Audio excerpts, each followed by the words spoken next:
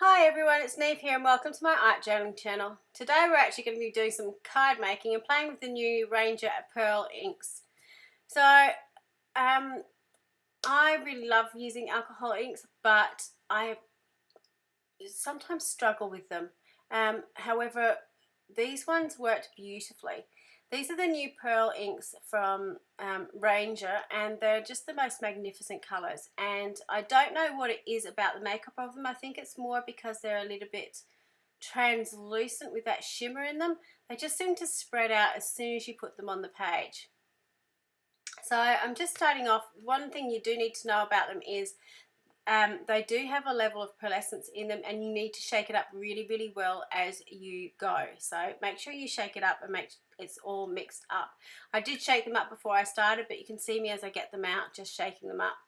Now for all the pieces I'm working on today, I'm using Yupo paper, which is actually a plastic rather than a cardboard, so everything sits on its surface. And the clear solution that you see me adding to the page is the blending solution, again from Ranger. It just helps everything sort of move and shimmer and spray. I did use my heat gun slightly on that to heat set it, but I was a little bit unsure about it because on the Yupo paper, if you do use too much heat, it will bend and warp. It is plastic, so you do need to be a little bit careful about applying heat to it. Now, I don't have a list of the colours I've got using, but pretty much it's all the colours from the first lot of the Pearl inks that have been released. So I think there's Celestial is my favourite. It's sort of that deeper blue that you saw on that first page, sort of like a dusty blue. I think, is it Envy or Despise? They've got really sort of Disney villain names, which I love. The first thing I did on the first piece I did, that green piece, was once it was nearly dried, I put some gold foil over the top and just left it to dry. When the alcohol inks are drying or nearly dry, they get quite tacky, so the gold foil actually sits and adheres to that tacky nature. Unfortunately, when I did it, I didn't leave it to get tacky enough, so it just sort of spread out the ink, but it's still a pretty cool effect.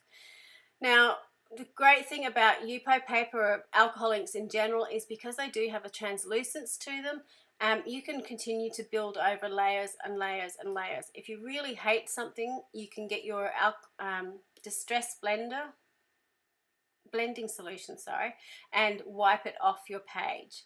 So you really can't make a mistake with the alcohol inks. Probably the biggest mistake I make, I suppose, saying you can't make a mistake, is I overwork them because I have so much fun with them. I just keep adding and adding and adding.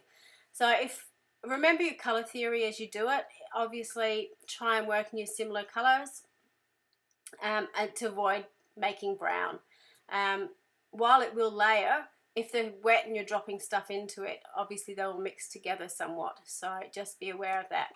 Now on all these pieces, I am just using my pearls and mixing those together. However, there's nothing stopping you using your other alcohol inks with them. You can see the back of my alcohol ink tray is all my other colors in similar tones. They just don't have the pearlescence with them. So on both pieces I added some excuse me, I added some gold foil to them, and you can see the different effects in them. Now the pieces I'm working on are both A5, and I made them big because I knew I wanted to make a few different cards. So this first card with the pinks on it, I decided I was going to use this Fallen Leaf stamp by Art by Mylene, because it reminded me of sort of autumn colours, even though the sort of pinks and yellows and so on. I'm using my stamp platform to do that, so I could get two stampings to make sure it was nice and clear. Now this is another piece that you didn't see me make on screen, but it was doing exactly the same techniques and just a lot brighter, so I didn't overwork it as much, and you can see that beautiful shimmer from it, the pearlescent inks.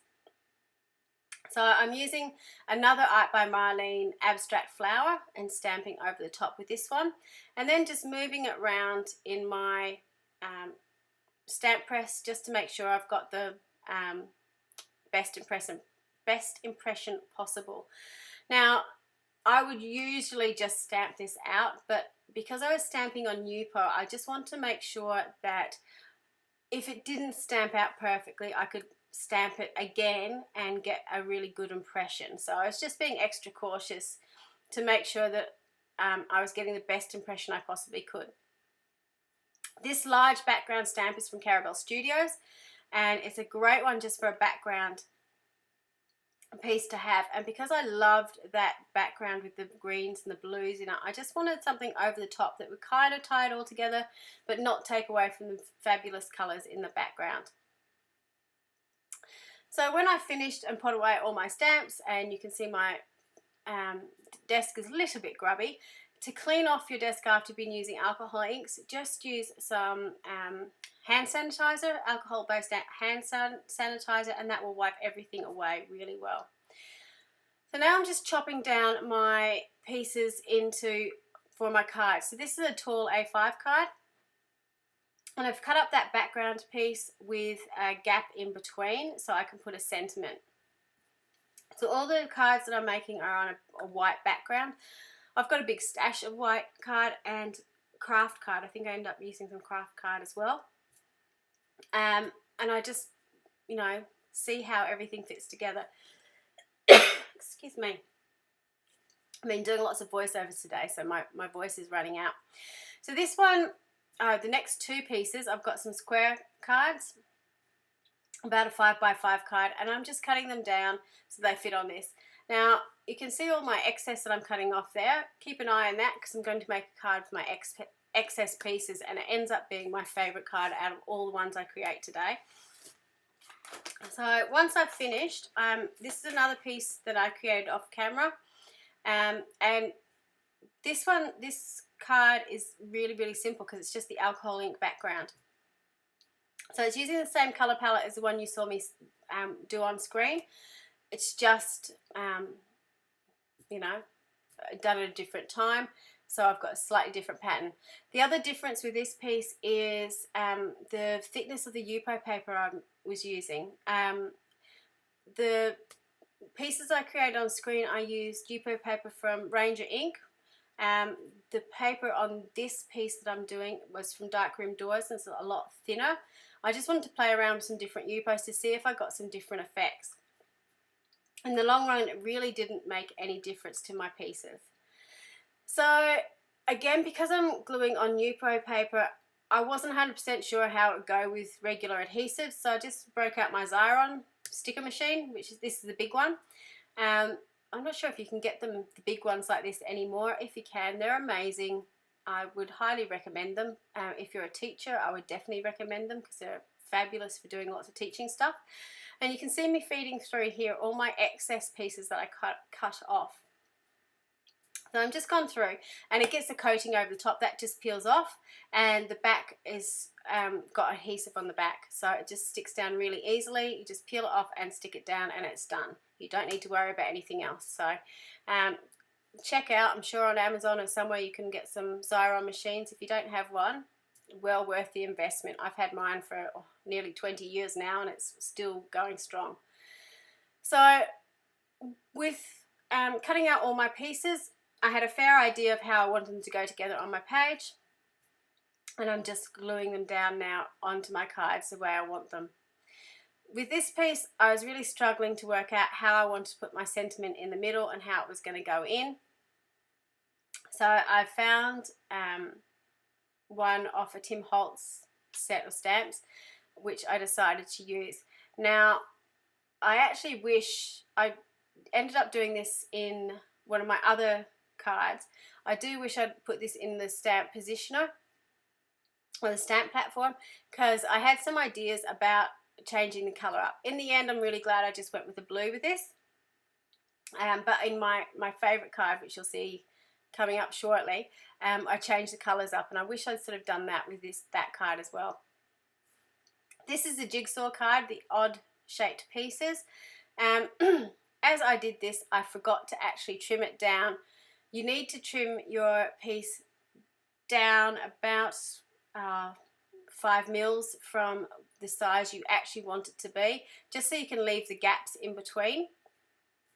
and I forgot to do that as I was cutting it up. So you'll see me now put it together, trim down the excess that I don't need, just using a craft knife, and then sticking it down on my page. So this is a really simple technique to do with any card. It could be a really interesting background you've made. It could be stamped images sort of all over an all over pattern.